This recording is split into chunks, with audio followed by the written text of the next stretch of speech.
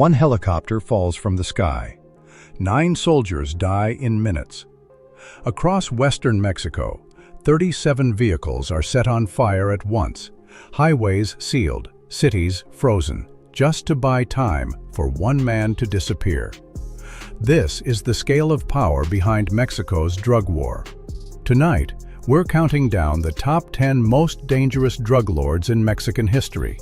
Men tied to tens of thousands of deaths and rewards up to $15 million. Where are you watching from? Drop your city and country. All right, let's start. Number 10. Miguel Ángel Félix Gallardo. In February 1985, a DEA agent walked out of the U.S. consulate in Guadalajara and vanished. 2 days later, he was dead. That case didn't just shake the DEA, it cracked open the entire machine behind Mexico's drug trade. The man at the center of that machine was Miguel Ángel Félix Gallardo, known as El Padrino. Not because he was the loudest, because he built the rules.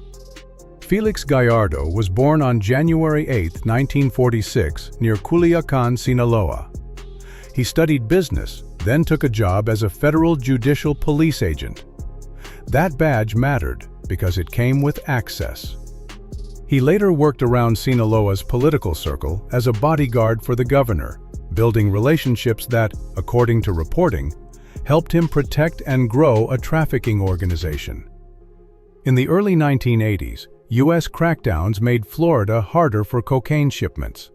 Colombian groups began using Mexico as the main transfer route. Félix Gallardo's Guadalajara organization became a key middle layer, moving loads north and, according to accounts, taking payment not only in cash, but in a share of the cocaine itself. That one shift helped turn Mexico from a pass-through corridor into a major power in the trade. Then came the investigation that hit too close. DEA agent Enrique Kiki Camarena was assigned to Guadalajara in 1980. With informants, he helped uncover massive marijuana operations, including the huge plantation known as Rancho Buffalo, raided in 1984 with soldiers and helicopters. The operation was later valued in the billions, and Camarena was reportedly closing in on alleged protection networks involving traffickers and officials. On February 7, 1985, Camarena was kidnapped. His pilot, Alfredo Zavala Avelar, was taken too. Both were later found dead. U.S. investigators believed Félix Gallardo ordered the kidnapping, and the killing sparked Operation Leyenda, one of the largest DEA homicide investigations ever. For a while, Félix Gallardo stayed insulated. But on April 8, 1989, he was arrested and charged in Mexico, and accused by U.S. authorities of crimes including kidnapping and murder, trafficking, and racketeering. Here's the twist. His arrest didn't end the cartel world. It split it. From prison, he reportedly helped divide key trafficking plazas, setting routes that later fed separate empires: Tijuana's Arellano Felix Group, the Juarez Corridor, and the Pacific Pipeline tied to what became Sinaloa. He received decades in prison, later additional time. As his health declined, he was moved out of maximum security in 2014, and reports in 2022 said he was granted house arrest. But his real legacy is simple and terrifying. Félix Gallardo didn't just traffic drugs. He built the blueprint. And the violence that followed? That was the system running without him. What do you think mattered more? His political cover or the way he divided the map? Number 9. Rafael Caro Quintero. In 1985, 2 Americans sat down for dinner in Guadalajara, then vanished. Weeks later, a DEA agent walked out of the U.S. consulate and never made it home. Those cases didn't just spark headlines. They created a name that law enforcement chased for decades: Rafa Caro Quintero. He was born on October 24, 1952, in La Noria, Badiraguato, Sinaloa. He was the oldest son in a large family, After his father died, he worked young ranch jobs, livestock work, trucking, until the drug trade offered a faster way out. By his late teens, according to accounts, he started growing marijuana and began buying ranches. That money bought influence, and influence bought protection. In the late 1970s, Caro Quintero helped form the Guadalajara Cartel with Miguel, Ángel, Félix, Gallardo, and other traffickers. The group moved massive loads of marijuana into the United States and grew into a trafficking machine that dominated key routes for a time. Then came the year that sealed his reputation. Caro Quintero has been accused of ordering the abduction and murder of 2 U.S. citizens, writer John Clay Walker and dentistry student Albert Radelet, after they allegedly stumbled into a private gathering in Guadalajara. Authorities believe he may have mistaken them for undercover agents. Both disappeared. Months later, their bodies were found buried. And that same year, investigators linked Caro Quintero to the case that still haunts the DEA, the kidnapping, torture, and murder of Agent Enrique Kiki Camarena and Camarena's pilot, Alfredo Zavala Avilar. After a major marijuana plantation tied to Caro Quintero, Rancho Buffalo was raided in 1984. U.S. authorities say cartel leaders wanted revenge. On February 7, 1985, Camarena and the pilot were taken in Guadalajara and later killed. The investigation that followed became one of the largest in DEA history. Caro Quintero fled to Costa Rica, but in April 1985, he was arrested there and extradited to Mexico. He was sentenced to 40 years.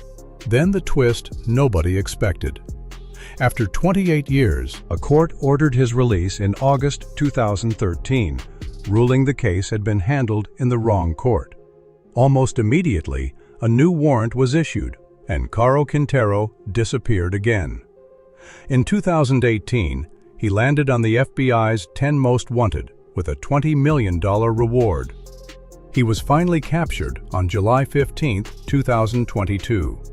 And on February 27, 2025, he was extradited to the United States, where he pleaded not guilty in federal court. He didn't become famous for building a cartel. He became infamous for one message: touch us, and we'll touch you back. Number 8. Héctor Luis Palma Salazar. A small jet drops out of the sky, slams onto a runway, and skids to a stop. The man inside survives. Then he tries something even crazier. He attempts to walk away dressed like a federal police officer. That was Héctor Luis Palma Salazar, better known as El Güero Palma, one of the key leaders tied to the Sinaloa cartel alongside Joaquín El Chapo Guzmán. Palma was born on April 29, 1960, in Noria de Abajo, Mocorito, Sinaloa. He didn't start as a boss. He started as a car thief. Then he moved into the cartel world as a gunman for Miguel Ángel Félix Gallardo. He climbed fast because he was useful, fearless, and connected. In 1978, Palma was arrested in Arizona for drug trafficking and sentenced to 8 years in a U.S. prison. When he got out, his life turned into a nightmare. Reporting says his wife left with a man named Rafael Enrique Clavel and took Palma's 2 children. What Palma learned afterward was devastating. He blamed the people around him, and from that point on, the business stopped being only about money. It became personal. Revenge became a strategy. By the late 1980s, the cartel world was turning on itself. After a major cocaine shipment was lost in 1988, a top figure known as Abelardo El Lobito Retamosa was killed, while Palma was spared. That wasn't luck, it was politics. Palma got the message: alliances shift, and you either adapt or you're next. So Palma made his move. He tightened ties with El Chapo, splintered away from rivals who would later become the Arellano Felix organization, and returned to trafficking under the Sinaloa banner, now as a leader, not a foot soldier. Then came the crash. On June 23, 1995, Palma was flying from Ciudad Obregón toward Guadalajara when his plane was diverted and crash-landed. He survived and tried to evade capture by traveling in full federal police uniform with identification and an armed escort. Mexican soldiers still arrested him. Palma was later extradited to the United States and served nearly 19 years in federal custody until June 2016. In 2003, the U.S. Treasury sanctioned him under the Kingpin Act, freezing assets and banning U.S. business ties. In June 2016, Palma was deported back to Mexico, where he was charged in connection with the 1995 killing of 2 police officers in Nayarit. He is currently held at the Altiplano prison near Mexico City. Palma's story isn't about flash. It's about survival through betrayal, shifting alliances, and a life so hunted he tried to hide behind a badge. And in the end, the badge didn't save him. Number 7. Vicente Carrillo Fuentes. In early 2008, Ciudad Juárez was turning into a war zone. In just the first 3 months, around 200 people were killed, and the Mexican government sent thousands of troops into the city. Behind that fight was one name law enforcement had chased for years: Vicente Carrillo Fuentes, El Viceroy. Vicente was born on October 16, 1962, in Guamuchilito, Navolato, Sinaloa. He grew up in a family already tied to trafficking. His brother, Amado Carrillo Fuentes, built the Juárez Cartel into a major power in the 1990s, controlling routes through Chihuahua, a prime corridor for drugs moving into the United States. Then, Amado died on July 7, 1997, after complications from plastic surgery. The cartel didn't slow down. It fractured. A short turf war broke out in Juárez, and Vicente emerged on top, defeating rival factions and taking control of an organization sitting on a fortune. But the ground shifted under him. After El Chapo escaped prison in 2001, Juárez members began defecting to Sinaloa. The Juárez cartel split into competing loyalties, some tied to the Carrillo family, others drifting toward Sinaloa-aligned power brokers. In 2004, Vicente's brother Rodolfo Carrillo Fuentes was killed outside a movie theater, allegedly connected to Sinaloa rivals. Vicente retaliated, and the conflict escalated in cycles. Cases like the House of Death scandal added pressure, exposing how deep the organization had been penetrated and how messy the lines between criminals and informants could get. By 2008, the war was back in the open, and Juárez paid the price. U.S. prosecutors later charged Vicente in a sweeping indictment that included running a continuing criminal enterprise, trafficking large quantities of cocaine and marijuana, money laundering, witness tampering, and ordering killings to stop information from reaching U.S. law enforcement. The U.S. government offered up to $5 million for information leading to his arrest.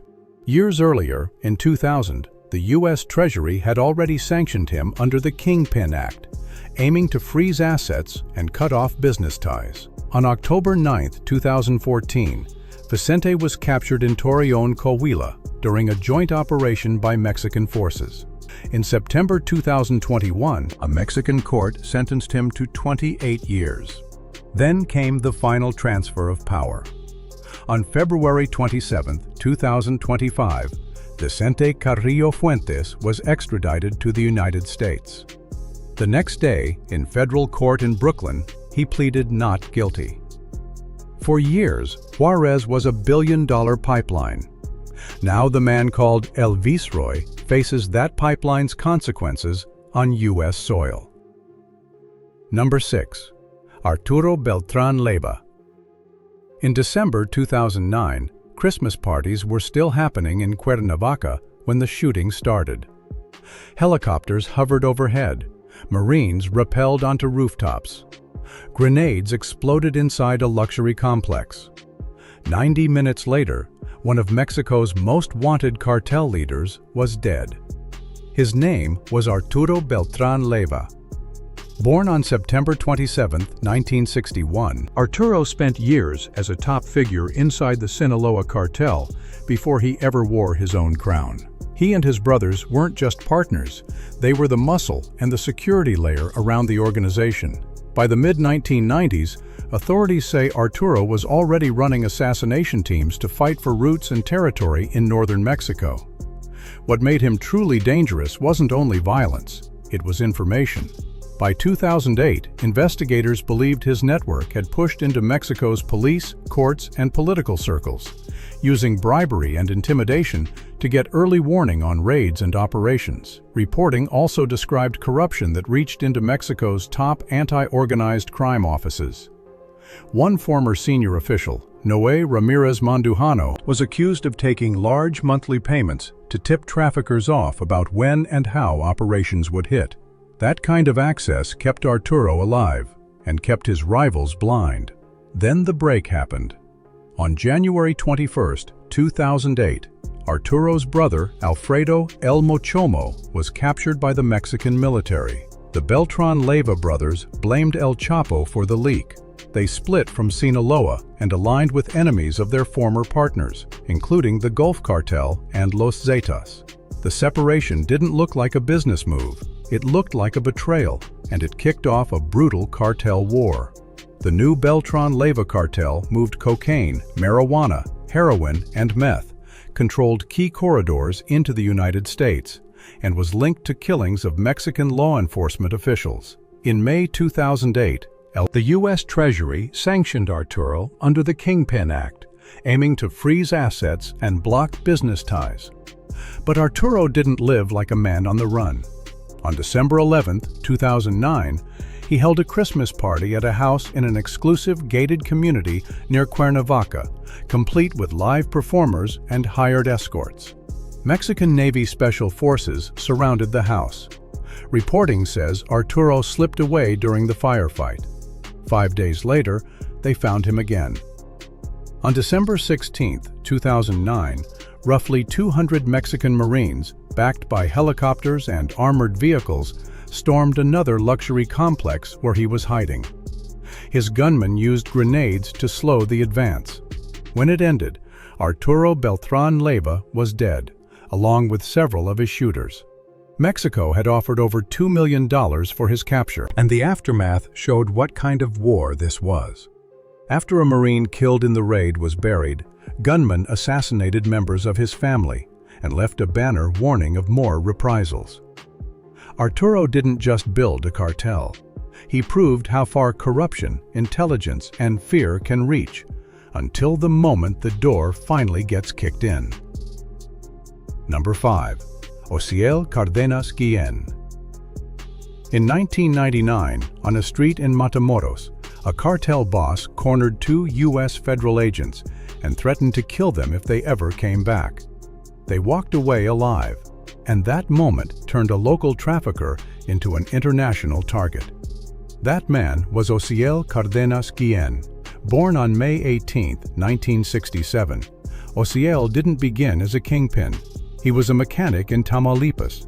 But after leadership turmoil inside the Gulf Cartel in the late 1990s, Mexican and U.S. authorities say Osiel climbed by violence, killing a close associate and seizing control. That reputation earned him a chilling nickname, Mata Amigos, friend killer. Osiel's next move changed the rules. Instead of relying on street gunmen, he recruited more than 30 deserters from Mexico's Army Special Forces, including men trained in elite units. One early organizer, according to reporting, was Arturo Guzmán de Sena, who helped bring the best men into Osiel's orbit. They became Los Zetas, a private mercenary force built to protect Osiel, crush rivals, and enforce discipline. This wasn't just security, it was militarization. Los Zetas didn't simply guard shipments. They expanded into kidnapping, extortion, debt collection, and brutal enforcement that spread fear across border cities. Rival groups responded by forming their own armed teams. Many analysts argue the modern drug war's intensity didn't start with one speech or 1 year. It escalated when cartels began fighting like paramilitary armies. Osiel's power peaked fast. After the 1999 Matamoros standoff, the hunt intensified. In June 2001, the U.S. Treasury sanctioned him under the Kingpin Act, aiming to freeze assets and cut off business ties. Then, on March 14, 2003, Mexican forces captured him in Matamoros after a shootout. Even in prison, authorities believed he kept influence, sending messages through lawyers, guards, and handwritten notes. In 2007, he was extradited to the United States. In 2010, a U.S. court sentenced him to 25 years for drug trafficking, money laundering, and threatening federal agents. But removing Osiel didn't erase what he created. Over time, Los Zetas grew beyond control, eventually splitting and turning on their former partners, fueling years of extreme violence and territorial wars that reshaped Mexico's criminal landscape. Osiel was released from U.S. custody on August 30, 2024. In December 2024, he was returned to Mexico, arrested, and locked inside Altiplano, the country's highest security prison. Osiel didn't just lead the Gulf Cartel. He built a military-style engine for it, and Mexico is still living with the consequences. Number 4. Heriberto Lazcano. Lazcano, on a quiet afternoon in October 2012, Mexican Navy patrols responded to a civilian report of armed men near a baseball game in Coahuila. Minutes later, gunfire erupted. When it ended, the Navy said they had killed Heriberto Lazcano, the ex-Special Forces commander who became the face of Los Zetas. Lazcano, born on Christmas Day 1974 in Apan, Hidalgo, grew up poor. At 16, he joined the Mexican Army and was later selected for GAFE, an elite Special Forces unit trained for counterinsurgency and high-risk operations. Reporting describes him receiving advanced instruction in tactics like urban combat, explosives, and precision marksmanship, with training links that included U.S. and Israeli military programs. In 1998, Lazcano deserted. Soon after, he was recruited by Osiel Cardenas Guillen and Arturo Guzman de Sena, along with roughly 30 other soldiers, to form a new enforcement unit for the Gulf Cartel. That unit became Los Zetas, not street gunmen, but trained operators with military discipline. As Osiel was captured and later extradited, Los Zetas didn't fade. They expanded. By 2010, they broke with the Gulf Cartel and became a major power on their own. Lazcano, known as Z3 and El Lasca, rose to the top after earlier leaders were killed or arrested, and he built the cartel around structure, ranks, commanders, regional cells, and rules enforced with terror. Under Lazcano, Los Zetas were no longer only moving drugs.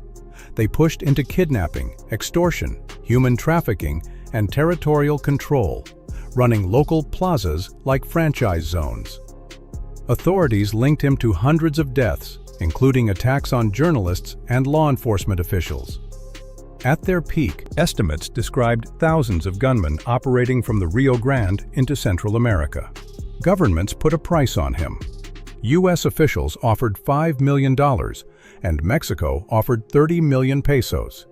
In July 2009, the U.S. Treasury also sanctioned Lazcano under the Kingpin Act, aiming to freeze assets and block business ties. Even then, he stayed hard to find. Lazcano avoided flashy lifestyles, traveled in small groups, and relied on intelligence and surprise until October 7, 2012.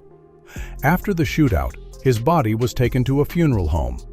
Then, an armed group stormed the building and stole the bodies before authorities could fully control the scene.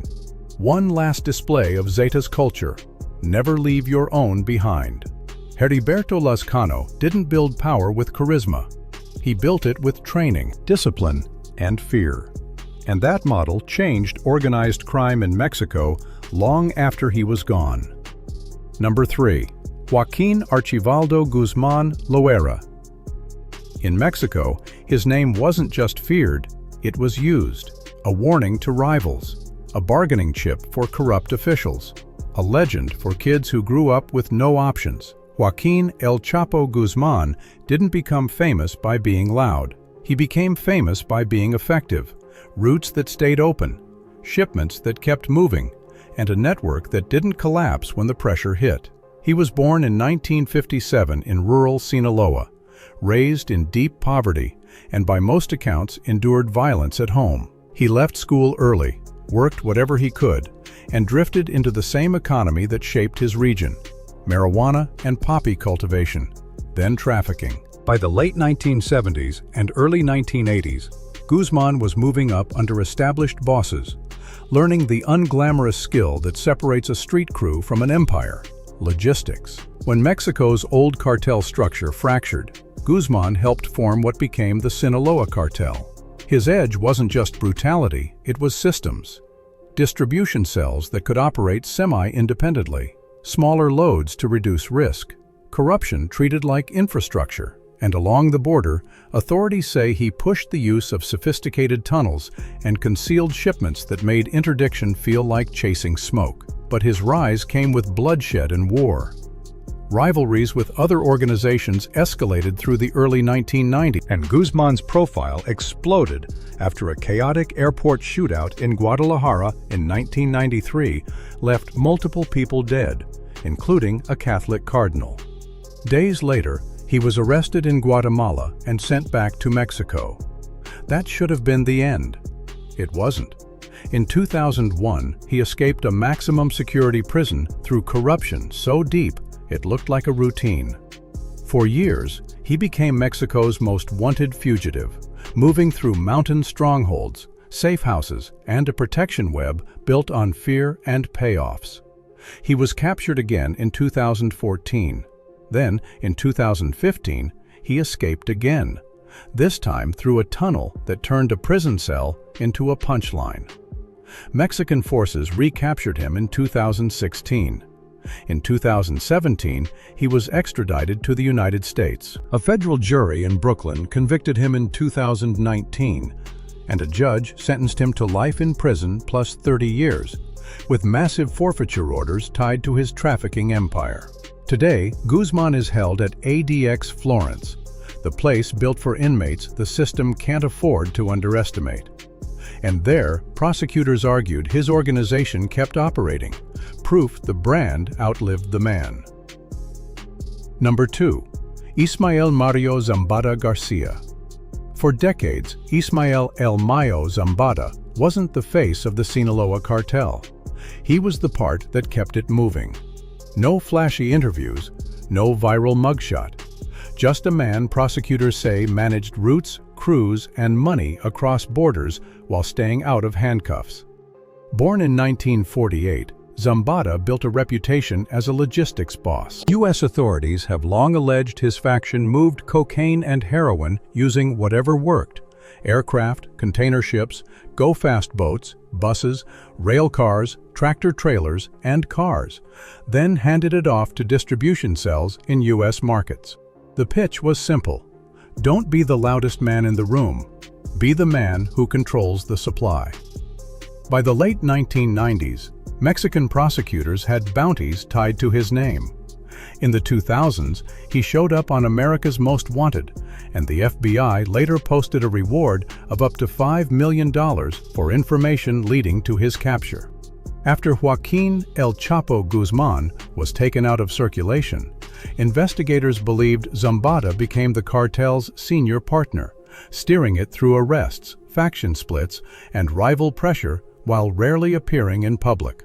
In 2019, Zambada's son, Vicente Zambada Niebla, testified in a U.S. courtroom about the cartel's scale and claimed his father's bribery budget could run as high as $1 million per month. Money, he said, went to officials so operations could keep breathing. Still, year after year, while other bosses were arrested, killed, or flipped, El Mayo stayed the target nobody could put in a cell. That changed on July 25, 2024. Zambada was arrested in El Paso, Texas, alongside Joaquin Guzman Lopez, according to U.S. authorities. Early reporting suggested Zambada was lured to the United States under a false pretext tied to a meeting, but the exact mechanics have been contested. The outcome wasn't.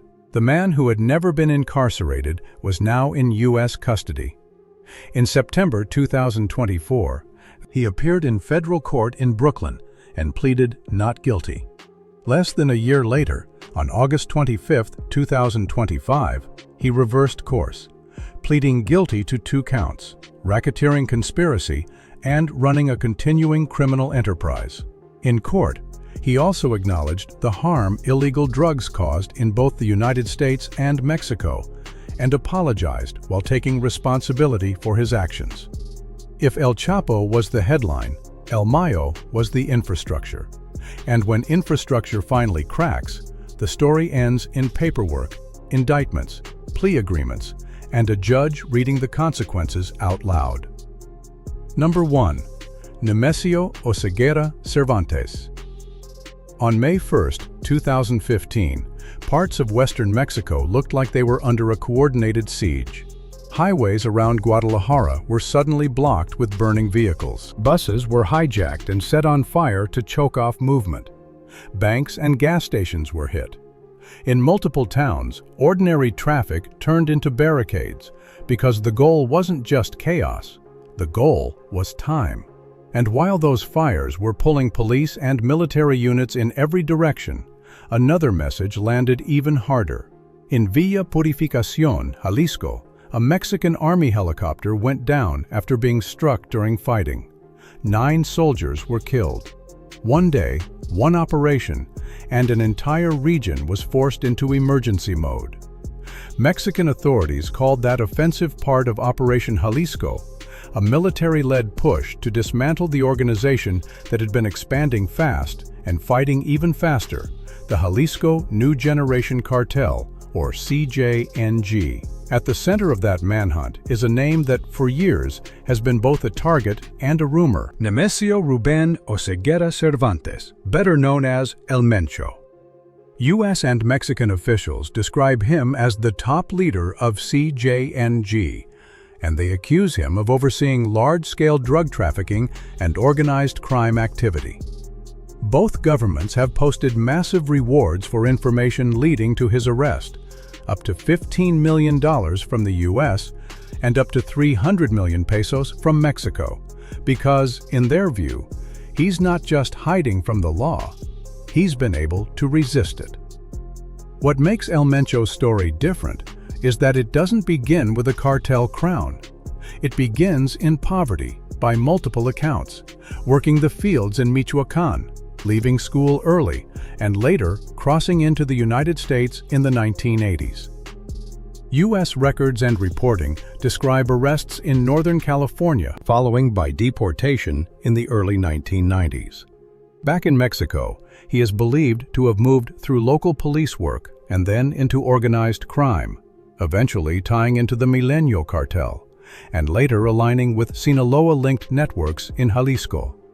Then the structure cracked, bosses arrested, allies killed, factions splitting, and out of that wreckage, investigators say, El Mencho helped form what became CJNG. Since then, his legend has been fueled by 2 things at once: the cartel's growth and the violence authorities attribute to its strategy, especially direct attacks on security forces. And here's the question that keeps this case alive. With that kind of heat and that kind of reward, how does a man stay missing for so long?